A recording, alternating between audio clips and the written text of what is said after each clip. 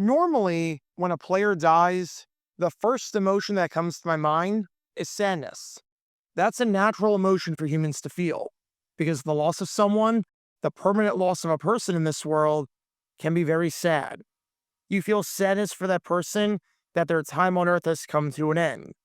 You feel sadness for their family and how family members and friends are now going to have to continue life without a close one, without a loved one, without a son or a dad or a grandfather, and without a role model. You feel sad because it puts life into perspective. Of course, the circumstances are different depending on when they die. Dying when you're 95 is a heck of a lot different than dying at 35, because while both are sad, one is more of a celebration of their life and all that they were able to do and all of the people they were able to inspire.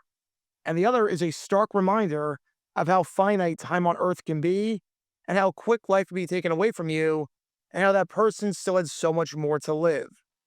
But when a player dies, usually the first thing I think of is sadness. It's a very common emotion to feel during this process, and especially when it comes to an NFL legend who, by all accounts, was a great person.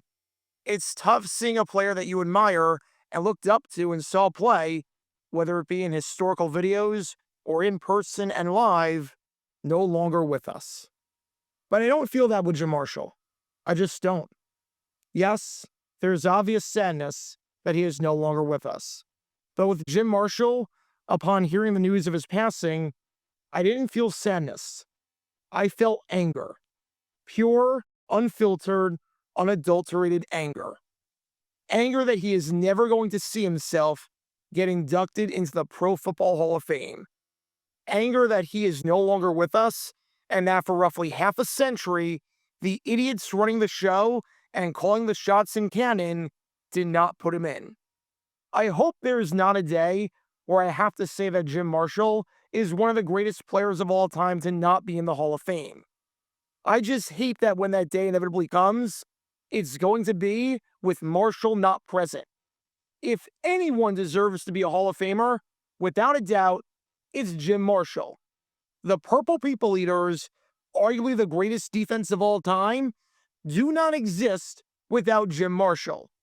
When his career ended, he had over 130 sacks unofficially. By the time he retired at the end of the 1979 season, he was literally third all-time in the history of the NFL in that category, only behind Deacon Jones and Carl Eller, both of whom are in the Hall of Fame. Pretty freaking good if you ask me. He helped the Vikings get to 4 Super Bowls, which is pretty freaking good if you ask me. And he played in 282 games, starting not just 277 of them, but making 270 consecutive starts from 1961 to 1979 with the Vikings, which is, to this day, the NFL record for the most consecutive starts by an offensive player, and by a fairly comfortable margin, I might add, and it's the second most consecutive starts by any player in NFL history, only behind Brett Favre's 297 starts, which is pretty freaking good if you ask me. Not only does he hold the record by a defensive player for most consecutive games played with 282 straight, but there are only 2 active players right now, as of this video dropping, who are not special teams players to have more than 100 consecutive starts. And none of them are on the defensive side of the ball. No one is touching what Jim Marshall did. Because again, that's pretty freaking good if you ask me. And somehow, for some reason, despite all of that, Jim Marshall is not in the Pro Football Hall of Fame. Despite playing until he was 42 years old, doing things never seen before and never seen since, and despite being one of the best in football for that time frame, Jim Marshall had to die without ever seeing himself in canon. It is a travesty. It is a downright travesty and an abomination that Marshall will have to die before ever getting in, because the man freaking deserves it. And if anyone deserves to be in those halls, it's the man you've been watching this whole time. And while you might know a fair amount about Jim Marshall already, I've got a story today that's going to show just how good he was and just how incredible his Ironman streak was that you probably don't know about. Because it easily could have come to an end in the middle of the 1974 season and could have stopped a whopping 5 years before it actually did, and no one would have blamed them. Find me another player who would do what Jim Marshall did during a 1974 game against the Dallas Cowboys, because you can dig high and low, and I promise you, you're not finding that player.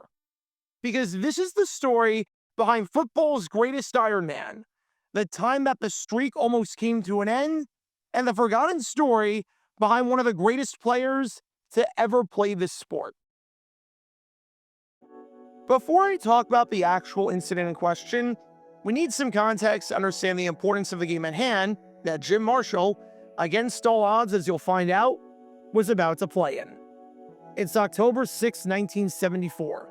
It's week 4 of the NFL season, and we've got a battle down at Texas Stadium on our hands between two bitter rivals at the time and two of the most consistent teams in the entire NFL throughout the early part of the 1970s, with the Minnesota Vikings taking on the Dallas Cowboys. The Vikings were off to a flying start to kick off the 1974 season, as through 3 weeks, they were sitting pretty at 3-0, being one of just 2 teams in the conference, alongside the St. Louis Cardinals, to be unblemished after 3 weeks.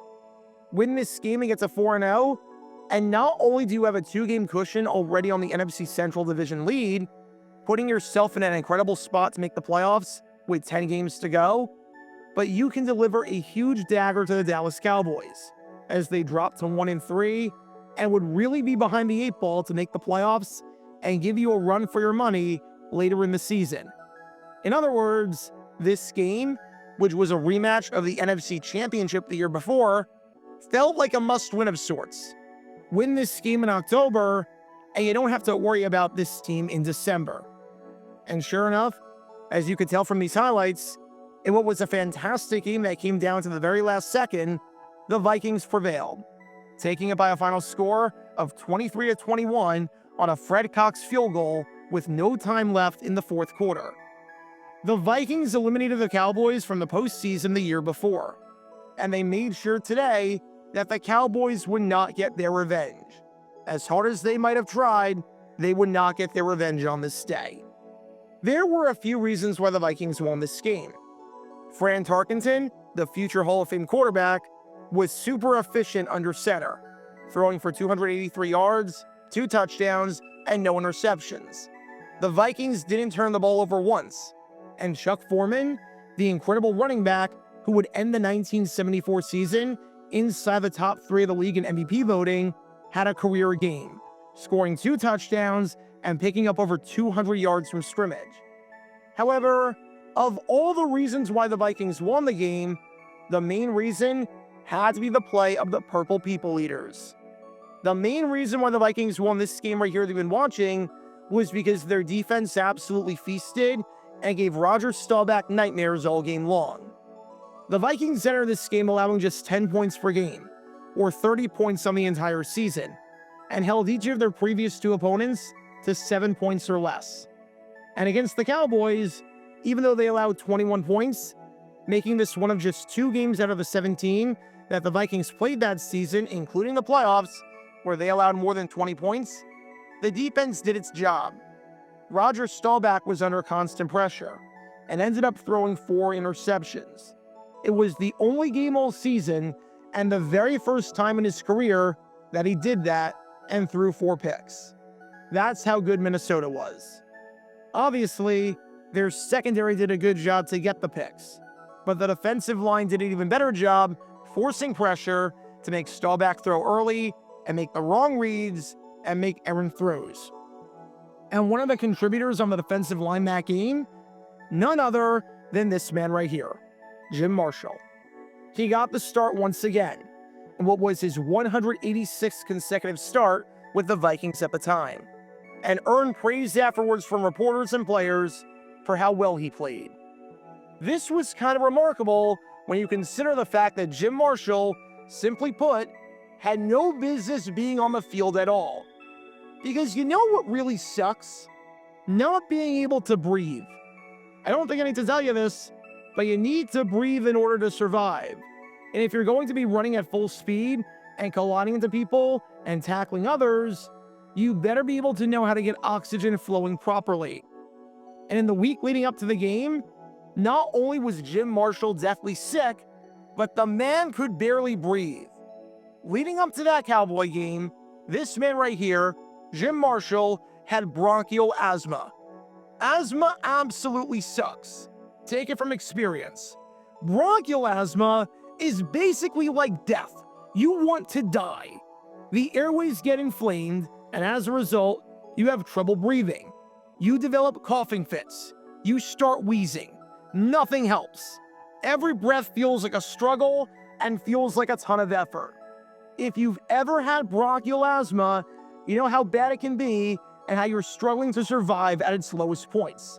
I've had it before. It sucks. I wouldn't wish it on my worst enemy. The last thing I'm thinking about doing when I've got bronchial asthma is moving, let alone playing in a football game, let alone playing a position where you're hitting 300-pound offensive linemen on every single play. And leading up to the game, Marshall was dealing with this bronchial asthma to the point where not only was he not practicing, but he was spending most of his time in the hospital getting treated for it. I don't want to say that the man could have died, but it's kind of hard to be in worse shape without being dead. Marshall had lost 15 pounds quickly because of this, and was constantly coughing, wheezing, and trying to come up for air. There was no way that anyone in their right mind would think about playing football during this. You would have to be an absolute madman to leave the hospital after not practicing, losing 15 pounds, not being able to breathe, coughing every second, and decide that you should play in a football game. Yet, that's exactly what Jim Marshall did. Because when the opening whistle of that game against the Cowboys that you saw earlier went off, guess who was on the field keeping that starting streak alive? You guessed it, none other than Jim Marshall. And not only did he somehow play, but he played at a high level and played the entire game. This wasn't one of those ceremonial starts where he plays one or two plays and then leaves. He played the entire freaking game. He had some run stops in the fourth quarter too, as Calvin Hill, one of the best running backs in football, couldn't get past the man you're watching right now. Keep in mind, the fourth quarter of a game, when Hill was running with the ball and Marshall was on the field, was 3 hours after kickoff. Marshall, with bronchial asthma, wheezing, and coughing like a madman, and being unable to breathe, somehow played at his highest level 3 hours into the game. It's hard for any defender to be as aggressive and as good after a long game. Jim Marshall was doing it with the world's worst handicap. His performance was so heroic and so insane that after the game, and after the Vikings got their fourth straight win to start the year off, his teammate, Alan Page, spent the entire press conference praising him and wondering how on earth he survived, let alone play in the game at a high level and make big plays. Said Page, "There's a man, that Jim Marshall. He spent the whole morning hacking and wheezing. He sounded like a guy ready for a sanatorium. I don't know how the hell he made it. I really don't. He not only made it, but he took Calvin Hill and his blockers head on. They have called some of us great football players. Look at Jim Marshall when you say that. 15 pounds underweight, unable to breathe, and still one of the best players in football. Unbelievable when you think about it." Page continued, saying, "I don't think anybody but Jim Marshall would have kept on playing if he was as sick as Jim was. No one would blame Jim Marshall whatsoever if after 185 straight games, in his late 30s, when most of the guys in his position were retired, he said in the middle of a coughing and wheezing fit, 'Coach, I can't go today.' But by God, he went." And if that's not the definition of football's toughest player and one of the greatest Ironmen of all time, then I don't know what is. Jim Marshall deserves to be remembered today, not just because of how good he was with the Purple People Eaters, but because of how tough he was. There's a reason that the Ironman streak on the defensive side of the ball will likely never be touched. Things are going to come up, and they absolutely did with Marshall. Bronchial asthma is a pretty big thing to have come up. To play through that and play at a high level, playing even better 3 hours into the game than at the start, and helping your team win, Jim Marshall wasn't a football player. Jim Marshall was a warrior, an absolute warrior. And I think it's abundantly clear when you consider stories like the one from that 1974 game against the Dallas Cowboys, there will never be another Jim Marshall. He is one of one. Screw the Hall of Fame. He is one of the greatest to ever do it. Rest in peace to an absolute legend. Check out our live streaming schedule for the next few days. We're live every single day on this channel, whether we're covering a sporting event or playing GeoGuessr or just taking your requests. So make sure you like and subscribe and turn on the notification bell so you don't miss a single time that we go live and so that you can join this community. Also, thanks to all our members and our Patreon supporters who get exclusive perks like their name at the end of each video, members-only Q&A streams, and cool emojis to use on videos and during streams. See how you can join this community and become a member or a Patreon member by clicking the link in the description below.